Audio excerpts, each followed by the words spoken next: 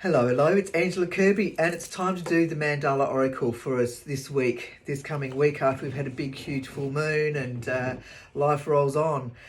Interesting times, isn't it? Okay, so as more truths are revealed, as more unfolds for us as we mosey on into this new era, this new age of Aquarius that we've all been hearing about since I've been alive. So that was since the 60s. And now we're in it. And I always wondered knowing how old I would be in this era, wondering what it would be like, and here we are now in it.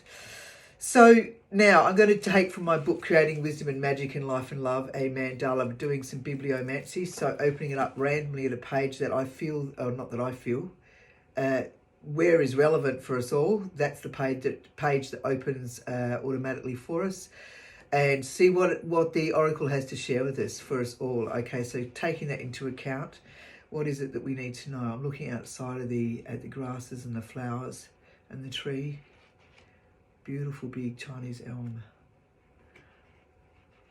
That's bringing up some allergies, which is interesting. Okay, so letting that story go. And what is it that we need to know for for us all? Universally. All right. Missing. Whoa. Okay. I think this was done fairly early on in the scene. So you can go to my website, frizzkirby, frizzkirby.com, and you'll be able to go to the art section and the mandala in life, and you will see number 11 this is. So this one is called Missing, which is really interesting. So this is the frequencies that we're stepping into this coming week.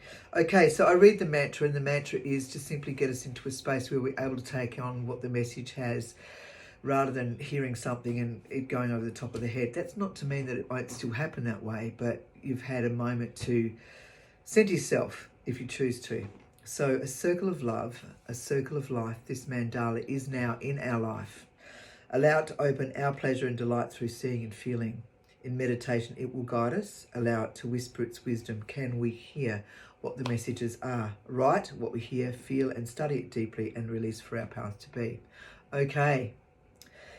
Although you are comfortable in your life, you may be feeling that something is missing. It may only be small but integral for you for where you are heading. Be curious.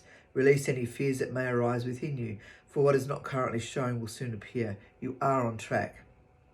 Sometimes we have no idea why this mental conflict is occurring. It may simply be a feeling that something is missing. Your life is currently like a jigsaw puzzle where your job is to watch for the signs that pull the pieces together, creating the overall picture. Do not worry, you will not miss the mark. Do not force anything, with trust prevailing. The answers will appear, allowing all to fall into place. For this stage, full of curiosity and feelings of not knowing, is all relevant and indeed an important place to be. Often what is not making sense now certainly will at some later date. So that's all to do with the many layers that are happening in our lives right now.